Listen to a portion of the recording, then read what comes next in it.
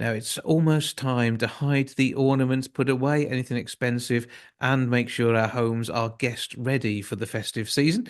Obviously, we can't necessarily insure against somebody turning up that we don't like, but we can keep ourselves safe from damage done by visiting guests. To tell us more about our festive etiquette, I'm joined now by former royal butler to King Charles III, British etiquette expert, Grant Harold. How are you doing, sir? I'm very well. How are you? I'm good, thank you. So, when it comes down to the festive period, people can overstay their welcome, can't they? They can. So what's interesting is Admiral have done a bit of research into around the Christmas festive period about how the kind of correct way to kind of entertain and how to host Christmas with charm and while keeping your sanity.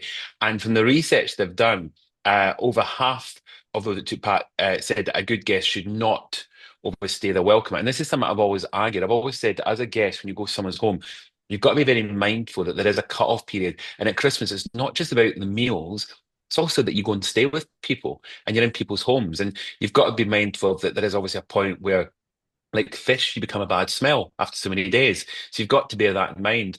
And also arguments can then start, you kind of, fights and fallouts and also accidents that will happen in the home. You end up with something happen where you spill something, you break something, especially, if there's an object or something can accidentally fall out. One, I say accidentally, might suddenly get smashed or something, and then that's going to upset the host, and so it can end up becoming a complete disaster. So I think it's important that you, as a guest and as a host, you've got to be mindful of each other. And the idea is that we all try to work together. And I've said in the past, you've almost got to kind of imagine it's like you're a UN peacekeeper. When you're in someone's home, you've all got to make sure that everyone can get on, hopefully with each other. Yeah, it's almost a case of batten down the hatches, isn't it? And whilst yes, we want to sort of have a good bit of either family or friends time and all get together, there is still those stresses that we talk about, and the fact that yes, somebody will leave a wax melt on, and for some reason, it'll succeed in embedding itself in the living room carpet. All these things do Yeah. just happen when there's more people about. It's true. And the other bits of research that I discovered was that 63% have house rules, which I think most people have house rules, but the house rules are quite interesting. The top, I think, is smoking or vaping, 32%, so you have to go outside. I think that's kind of quite common these days. But the one that I quite like was shoes have to be removed, 19%. I'm a huge supporter in this. Now, just to be very clear, when I say shoes removed, please don't go to Buckingham Palace. I'm sure you know I'm a former butler to the royal family, and if guests took their shoes off and walked in the palace, we'd be having panic attacks because these places are big. When you talk about removing shoes, it's if you're going to somebody's modest, beautiful home with nice carpets, maybe Mrs. Bucket, you're going to go and have Christmas bucket, and she's going to have those white carpets or something. And what you don't want to do is trail muck or dirt on those carpets. And so it depends on what's on the floor. It depends on the size of the home. But I think removing shoes is a common courtesy. And you can always offer, even if you don't want to remove them, you can always say to somebody, I do it all the time. Whenever I go to someone's home, I always, not palaces or castles, I quickly add, but when I go to someone's modest home, I always say to them, would you like me to remove my shoe? But then also be careful because what you don't want to do is then stand on something or slip in something or have some sort of accident. So you've also got to be of that mind as well. Yeah, I mean, having wooden floors, I do not want anybody scratching them with the bits of grit that get stuck in the bottom of shoes. Shoes are off Yeah, in my house, exactly. but Yeah. it's not something I grew up with. My parents, we always used to walk around with shoes on, so it does vary from place to place. Yeah. So it's important to get the etiquette right. But when you're invited somewhere as Mm. well, it's important to make sure you RSVP promptly too, so people know what they can do and plan. Yeah, so basically, what I've done for this Christmas is, along with Admiral, we've come up with our top tips for Christmas to keep everybody right with this, so that if you're not sure what you should be doing or the kind of how to behave, then there's a list, and you can find it on admiral.com/Christmas claims.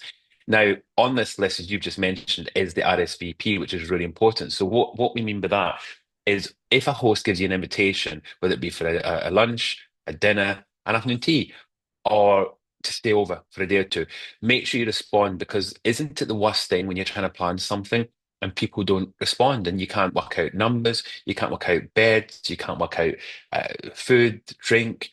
All these little things is really important. So it's important that you let them know as soon as possible. So prompt response shows you also respect them for what you're doing, and because you don't want to be known as that friend that's, oh, that's so and so, he never responds, she never responds until the last minute, because then you won't get asked. So it's important that you you always respond promptly. And we want to do things like preparing your space so that you've got the home ready to be visited. And I say that is often decluttering. Sometimes the things that you find a comfort will be in the way for everybody else. Well, that's the thing. And again, you don't want any accidents. You want people tripping over things or falling over things or, thinking National Lampoon, how that all almost all went badly wrong. So it's setting the space. It's making it an environment people are going to be comfortable in. Make sure you get your Christmas lights and your ornaments and your decorations. But I say just make sure there's not wires lying in the across the floor or extension leads going across the floor that somebody's going to accidentally trip over. It's very important. Setting the scene is important, and you want people to feel that it's Christmas. You want them to come in and feel, but don't overdo it that it resembles, a nativity scene or Santa's grotto. The idea is that you make it festive, but not over the top, Tinsel, not hopefully. tacky. Yeah, that's the way we want it. Exactly.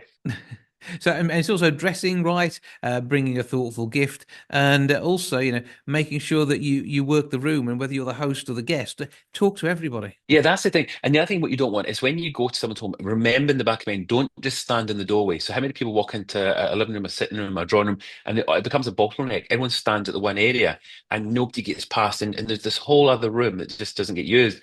So I always say when you go in, go to the furthest point of the room, set yourself up, and at least it allows other people to come in. And also, if a good guest and a host should work the room, and what I mean by that is go around, introduce yourself to other people, get to chat to them, and also do introductions. If there's people who don't know each other, help the host out, do some introductions. So it's about everybody kind of it's teamwork. That's the thing. Even as a guest, you're still, especially at Christmas, it's quite good to kind of help each other out. Yeah, and if there's somebody who's a little more shy in your party, take advantage of helping them out, and you cover that off, and Exactly. and have them sort of with you. Exactly.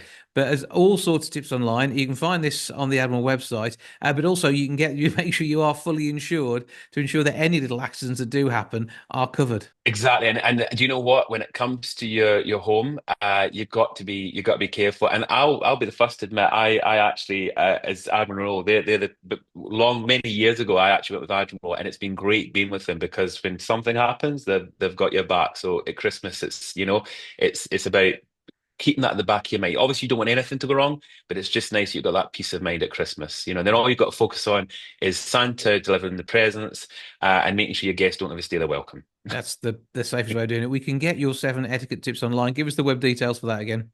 Sorry, so it's admiral.com/Christmas claims. And on there, I believe you also get some of the research, but most important, you'll get the tips that Adam and myself have come up with to keep every right this Christmas. And I'm kind of guessing that even Santa will probably look at that list to make sure that seeing who's doing it right, who'll be on his good and naughty list compared considering who's getting these rules right. Fingers crossed that I'm not on the naughty list. I will be a Fingers hopeful, crossed. a perfect host and a perfect guest at some point over the festive period. Grant, if we don't speak to you before, have a fantastic Christmas yourself, and we look forward to catching up in the new year. Thank you. You too. Have a wonderful Christmas unto your listeners.